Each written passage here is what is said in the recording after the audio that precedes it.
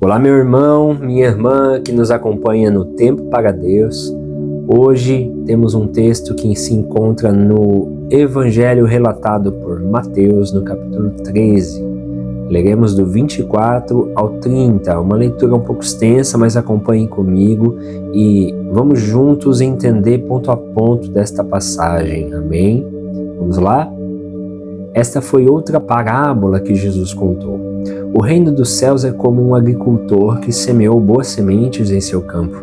Enquanto os servos dormiam, seu inimigo veio, semeou o joio no meio do trigo e foi embora. Quando a plantação começou a crescer, o joio também cresceu. Os servos do agricultor vieram e disseram: "O campo em que o Senhor semeou as boas sementes está cheio de joio. De onde ele veio?"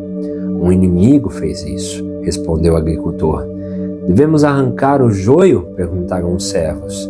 "Não", respondeu ele. "Se tirarem o joio, pode acontecer de arrancarem também o trigo. Deixem os dois crescerem juntos até a colheita.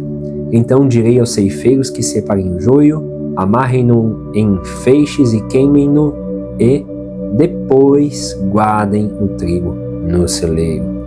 Vamos às observações. O reino de Deus, o reino dos céus, é como um agricultor. Então, quem é o agricultor?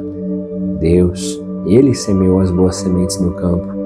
Só que os servos dormiram, no versículo 25. Veio o inimigo e semeou o joio no meio dele, no meio do trigo. Quem são esses servos? São aqueles que o Senhor incumbe de liderar, de orientar, de pastorear a igreja do Senhor na terra, na face da terra, independente de denominações, de religião, enfim. São esses servos, essas pessoas vocacionadas, chamadas pelo Senhor para essa missão. Eles dormem, e aí vem o inimigo e semeia o joio no meio do trigo. Quando a plantação cresce, o joio também cresce. No 27, o agricultor reclama com Deus: por que está cheio de joio? Por que tem tanto problema? Por que tem tanta confusão? Por que tem tanta discórdia? O que está acontecendo com a plantação? De onde vem isso? E aí no 28, o Senhor, o dono do campo, o agricultor, diz: "Um inimigo fez isso."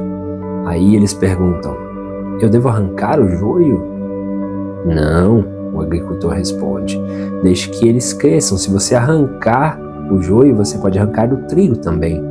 E aí no 30 a gente tem um desfecho. Deixem os dois crescerem juntos até a colheita. Quando é essa colheita? A colheita é o momento onde Deus julgará os ímpios e galardoará, ou seja, premiará os justos. Cabe a mim dizer quem é o ímpio e o justo como um cristão? Não, sabemos em outra parábola que o Senhor tem ovelhas que são de outro aprisco. Deixe o juízo, deixe essa posição de juiz para Deus, não queira ser você o juiz. Toda vez que você aponta o dedo para alguém, Deus está vendo e tem mais 3 dedos apontados de volta para você.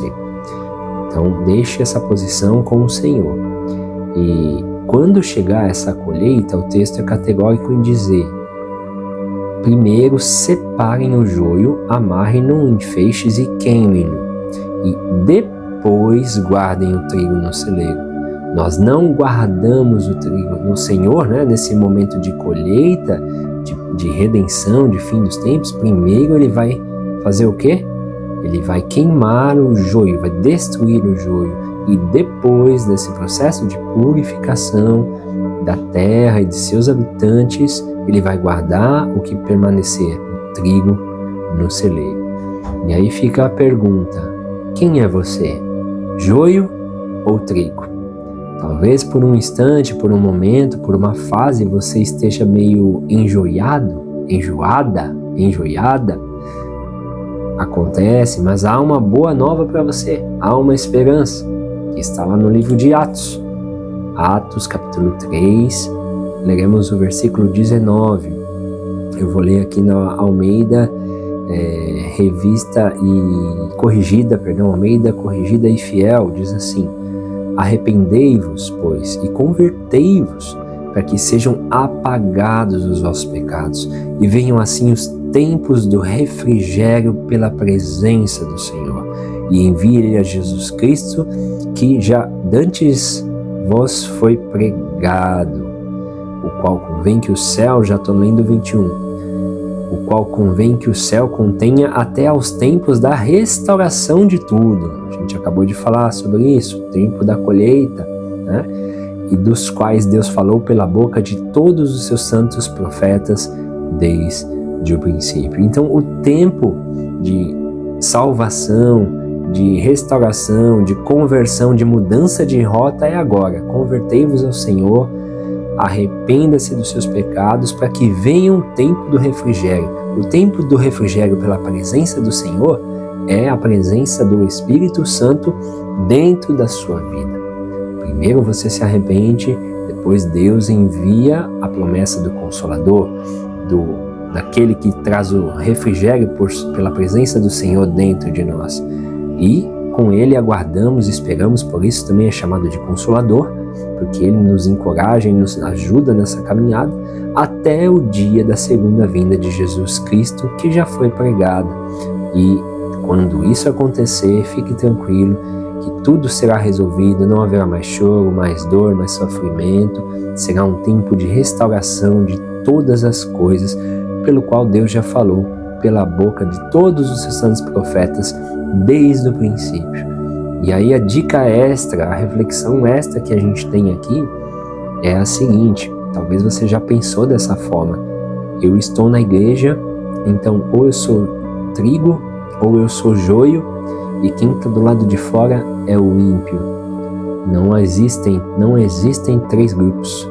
Ou você é joio ou você é trigo, independente se você está ou não frequentando um templo cristão, evangélico, católico, espírita, enfim, independente de qual seja a sua religião. Converta-se ao Senhor, arrependa-se e não assegure, não tenha como âncora da alma, da sua salvação, o fato de você estar frequentando uma instituição religiosa. Está tudo tranquilo e garantido. Examine o seu coração, chegue à conclusão que você é pecador, falho, arrependa-se de todo o coração diante de Deus e clame para Ele: Senhor, me dá um coração novo, me dá um coração disposto a te servir por amor e não por obrigação, não porque existem regras que foram ditas a mim. E eu tenho certeza que, se por acaso você é um joio, você se transformará em trigo, porque o único caminho, a única verdade, o único nome pelo qual nós podemos ser salvos e que transforma joio em trigo e transforma bode em ovelha é o nome do Senhor Jesus Cristo. Que Deus abençoe a sua vida e que quando o dia da colheita chegar, estejamos do lado do trigo e não do lado do joio, do lado das ovelhas e não dos bodes, do lado dos justificados pelo sangue de Jesus e não daqueles que negligenciaram ou foram hipócritas até mesmo dentro de igrejas e, na verdade, não carregavam a marca do Senhor gravada nas tábuas dos seus corações. Deus abençoe a todos nós. Lembre-se, não tem três grupos: ou você é amigo ou você é inimigo, inimiga de Deus.